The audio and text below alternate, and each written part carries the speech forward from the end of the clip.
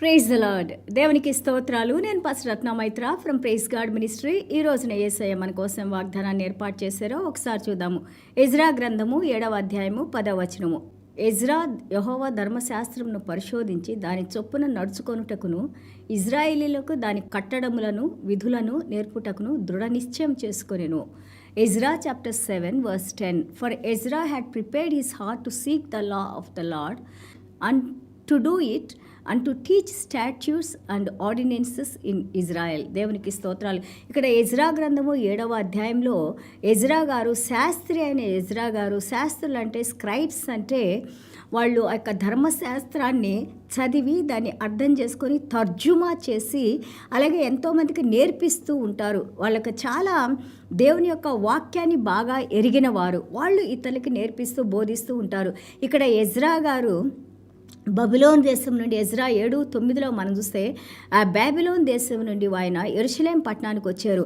ఇక్కడ దేవాది దేవుడు యొక్క బబిలోన్ రాజు ద్వారా, ఆ పర్షియన్స్ ద్వారా దేవుడు వారి ఏళ్ళ చూపించిన కరుణ, కృప, అలాగే వారికి చేసిన సహాయము, అలాగే ఆయన యెరూషలేం పట్టణానికి వచ్చి దేవుని యొక్క వాక్యాన్ని ఆయన చూసి చదివి పరీక్షించి పరిశోధించి అది తను దాని ప్రకారం జీవించడానికి నిర్ణయించుకొని దానిని ఇతరులకు బోధించడానికి తను నిర్ణయించుకున్నారని వాక్యంలో చూస్తున్నాము. In Ezra chapter 7 verse 9 says that with the favor from Persian kings he came to Jerusalem, Babylon to Jerusalem he came, and then he read the word of God, and then he has seen, he read means he read deeply, he understood the word of God.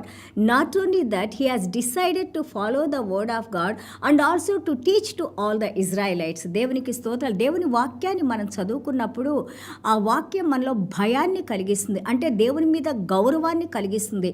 వాక్యాన్ని చదివినప్పుడు ఈ వాక్యం ఇంతవరకే కాదు, నేను దాని ప్రకారం నడుచుకోవాలని మనం నిర్ణయించుకుంటాం. ఎందుకంటే దేవుని శక్తిని, దేవుని యొక్క ఆ యొక్క హస్తాన్ని మనం వాక్యంలో చూస్తాము, దేవుని గొప్పతనాన్ని మనం చూస్తాము, దేవుడు మనకి ఏమై ఉన్నారో మనం చూస్తాము, దేవుని వాక్యంలో దేవుని హృదయాన్ని మనం తెలుసుకుంటాము, దేవుని హృదయం మనల్ని ఏం చేయమని కోరుకుంటుందో మనం తెలుసుకుంటాము.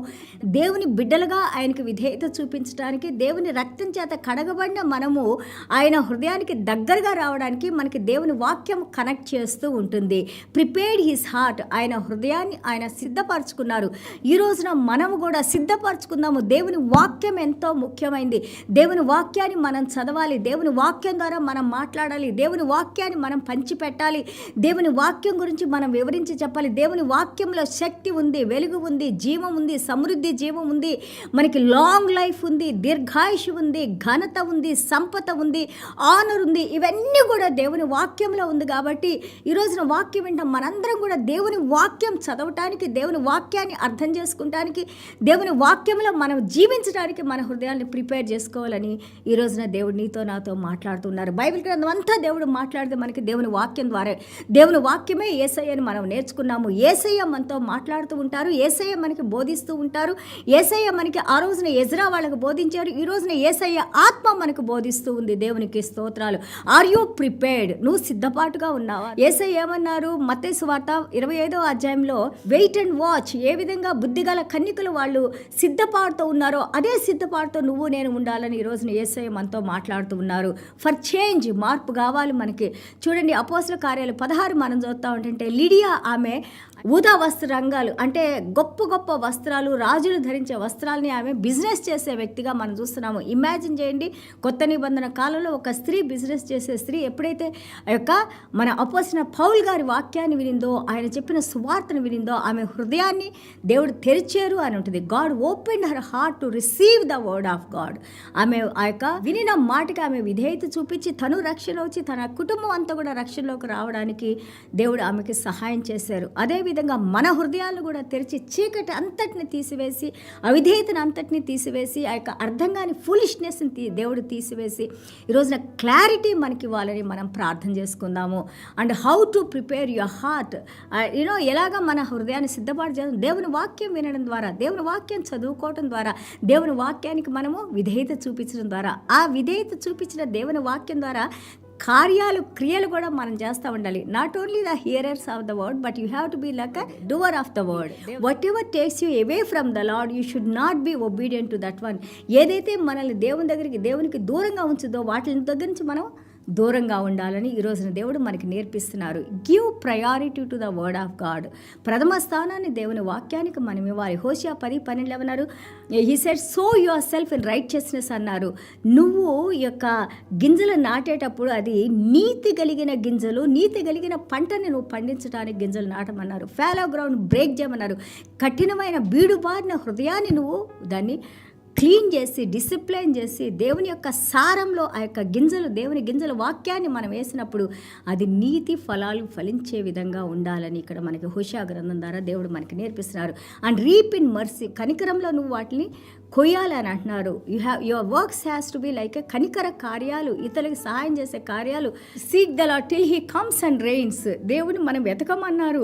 ఆయన వచ్చి మన మీద ఆ యొక్క తొలకరి వర్షాన్ని మన మీద కురిపించి ఆ పంటలన్నీ కూడా మంచిగా పండటానికి దేవుడు సహాయం కోసం మనల్ని కోరుకోమంటున్నారు. అండ్ ఆల్సో ఇక్కడ మనం చూస్తూ ఉంటే గాడ్ గేవ్ ఫేవర్ టు మన ఎజ్రా గారికి. దేవుడు ఆ యొక్క రాజుగారి ద్వారా ఫేవర్ని, కటాక్షాన్ని కలిగించి ఆయన యెరూషలేం పట్టణానికి వెళ్ళి దేవుని వాక్యం చదువుకుంటానికి, పరిశీలించడానికి, పరిశోధించడానికి, ఆ వాక్యాన్ని అర్థం చేసుకుంటానికి, ఆ చదువుకున్న వాక్య ప్రకారం తను జీవించాలని నిర్ణయించుకుంటానికి, అంతేకాదు ఇతరులకు బోధించడానికి కూడా దేవుడు ఆయన హృదయాన్ని సిద్ధపరిచారు. అదేవిధంగా పరిశుద్ధాత్మ దేవుడు మన హృదయాలు కూడా అనుదినము మనకి ప్రతిరోజు దేవుని వాక్యాన్ని నేర్పిస్తున్నారు. నువ్వు నేర్చుకున్న వాక్యాన్ని నీలోనే ఉంచుకోవద్దు, అది ఎంతోమందికి షేర్ చేయండి, వాళ్ళు కూడా వాక్యం వినడానికి సహాయం చేయండి. ఈ మాట మేము ఎప్పుడు చెబుతాం, మీ దగ్గర నుంచి మేము ఏమీ కోరుకోవట్లేదు.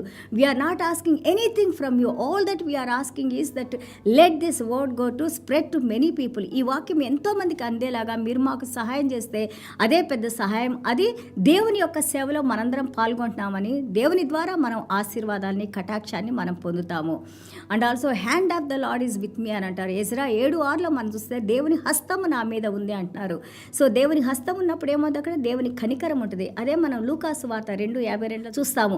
దేవుని యొక్క కటాక్షము, ప్రజల కటాక్షంతోనూ యేసయ్య గురించి మాట్లాడినప్పుడు దినదినము ఆయన అభివృద్ధి చెందుతూ ఉన్నారంట. అదేవిధంగా దేవుడు చూడండి, ఇక్కడ రాజుగారి కటాక్షంతో అలాగే దేవుని కటాక్షంతో ఏ విధంగా ఎజ్రా గారిని ఆశీర్వదించారో అదేవిధంగా మనల్ని కూడా, మనకి తెలియని వాళ్ళు ఎంతోమంది మనకి సహాయం చేయడానికి ముందుకు వస్తారు. ఎందుకంటే దేవుని కటాక్షము, దేవుని కృప వారిని మూవ్ చేసి వారి హృదయాలతో మాట్లాడి వారు మనకి సహాయం చేయడానికి దేవుడు మనకి సహాయం చేస్తారు. So and also here he says that it begins కటాక్షం కానీ కనికరం కానీ ఇవన్నీ కూడా దేవుని వాక్యం నుంచి, దేవుని దగ్గర కృపా సింహాసనం నుంచి వచ్చేవే. కాబట్టి దేవునికి విధేయత చూపిద్దాము, మనం కూడా మన హృదయాలను సిద్ధపరచుకుందాము, మంచి మార్గంలో నడవటానికి, దేవుని చిత్త ప్రకారం ఆయన కార్యాలు మనం జరిగించడానికి, అలాగే దేవుని దగ్గర నుంచి మనం ఆశీర్వాదాలు పొందటానికి, ఆయన కటాక్షాన్ని పొందటానికి మనం చిన్న ప్రార్థన చేసుకుందాం. యేసయ్యా మీకు వందనాలు, స్తోత్రాలైనా. Thank you Jesus. ఎంత అద్భుతంగా నాయన మా హృదయాలను మీరు ప్రిపేర్ చేయండి నాయన. మా హృదయంలో ఏదైతే నాయన ఈ యొక్క ఆ గింజల్ని ఏ పక్షులు తినిపోకుండా నైనా, ఏ ముళ్ళు నైనా వాటిని ఎదగకుండా ఆపకుండా నైనా, పరిశుద్ధాత్మ దేవ మా హృదయాన్ని మీరు శుద్ధీకరించి నాయనా ప్రభా, ఆ లేటర్ రెయిన్ పరిశుద్ధాత్మ దేవుడు అనే వర్షాన్ని మా హృదయాల్లో కృమ్మరించి నాయనా, జీవజలాల్ని ప్రవహింపజేసి నాయనా, మేము వినిన ప్రతి వాక్యం కూడా నూరంతలుగా ఫలించడానికి నాయన, అది ఎంతోమందికి మేము రుచి చూపించడానికి నాయన, మీ వాక్యం యొక్క వెలుగును మేము చూపించడానికి తండ్రి సహాయం చేయండి నాయన. మీ వాక్యం మమ్మల్ని స్వస్థపరుస్తుంది నాయన ప్రభా. ఈ వాక్యం ద్వారా నాయన ప్రభా మీరు మమ్మల్ని నాయన, మా కుటుంబాలని నాయన, మీ రక్షణలో ఉన్న ప్రతి ఒక్క బిడ్డని మీరు ముట్టిన ఆయన ప్రభా, సహాయం చేసిన ఆయన, కృప చూపించిన ఆయన, కరుణించిన ఆయన, మీరే మహిమ ఘనత ప్రభావాలు పొందుకోమని యేసయ్య దివ్యమైన నామములో తండ్రి ఆశీర్వదించి ప్రార్థన చేస్తున్నాం తండ్రి. Amen. God bless you all.